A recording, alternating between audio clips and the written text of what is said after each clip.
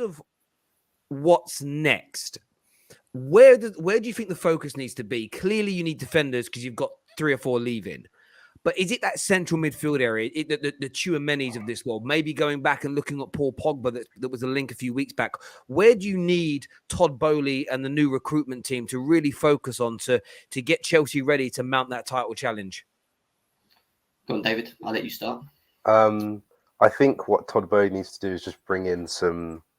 I'm a big maths guy, so I think we need to properly analyze what is missing in our squad, because it's very obvious that we are missing something. But I don't just want to go like, oh my God, let's go and buy the best available DM because he might just not fit our system. You look at someone like Lukaku, who, yes, numbers wise looked good, but I'm sure if you properly analysed it, you probably would have sat there and gone, 100 million on this may not be the best idea. Let's try and see if we've got other options. Midfield protection is massive because we actually don't have an actual defensive midfielder. We have a Regista who doesn't have the athletic capability to defend really well, and we have someone like Kante who has good defensive numbers but is mainly a ball progressor. We don't actually have that proper someone who can actually just sit in front of that defense and protect them.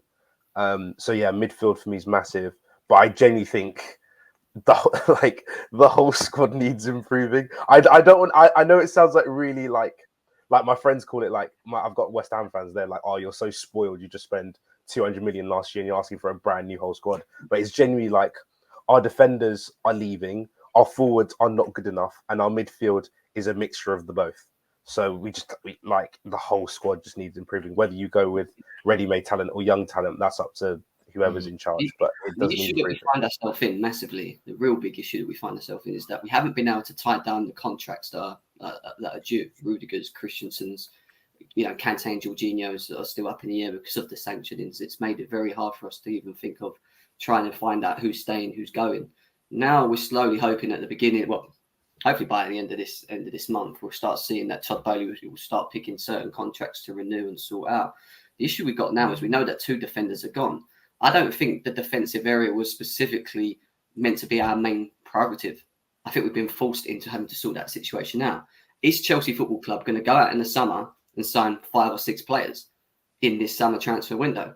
I'm not too sure. So for me personally, I think we'll address the defensive issue. I think a Jules Koundé will come in, maybe someone else. I don't know, Koulibaly's been linked to the football club if that happens. But you're right. The key issues are that not only defensively do we now have to look at that, we all know that we need a DM, but we all need to also look at the forward line, because the lack of consistency from every single one of them, even though Lukaku scored today, great, it's good to see.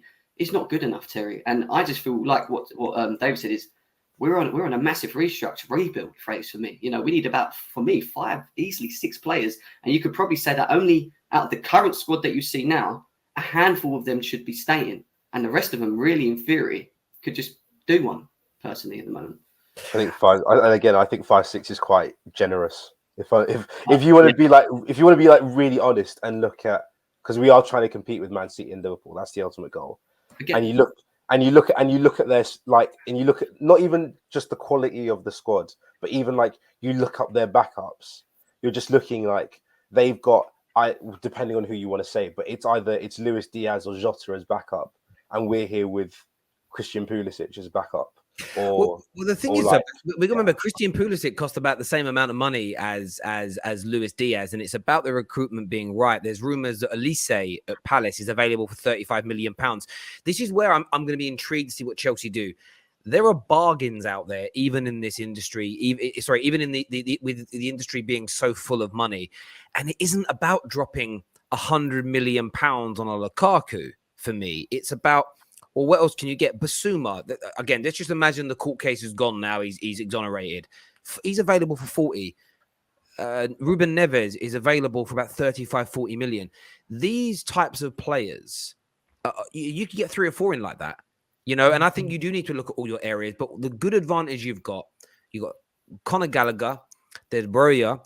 Did you guys sell the centre back that's at Palace? Is it how is it pronounced? Gurhi? Yeah, no. So yeah, that one, and Tomori is just so infuriating. Yeah, It's so infuriating. but that's Yeah, because mental. probably Yeah. you expected Rudy and Christiansen to re-sign, but it's I about know. you've got those players there, and I think there are bargains out there. There are players that you can go and get. Look at Arsenal dropping 50 mil on Ben White. Turned out to be a brilliant signing, and 50 million. I know it's a lot of money, but actually, when you've got other central midfielders going for like 70s and 80s and 90s, but I think Koulibaly may be an option that you guys go for if you become desperate. But I think you need 2 players in every section, attack, midfield, defense, and then you need to fill the rest year 1 with academy again. So David, of course, you're going to be triggered by that, but I think No, that's what but there are actually there are some really good, like, we do have some very good youth players out there. We got Levi Colwill at Huddersfield who you wouldn't want him starting every game, but if he can come in for those 5 or 10 games a season, that's not a bad option to have.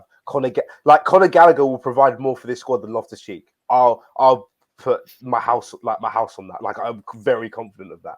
You got to trust. And then if you sell Ruben Loftus-Cheek for like 25 mil, then you can put that somewhere else. Obviously, net spend's not as 25 mil there, but like there will be money available that you can then spend elsewhere. I just hope the main thing that the Bowleys focus on is improving our scouts, because our scouts are not good.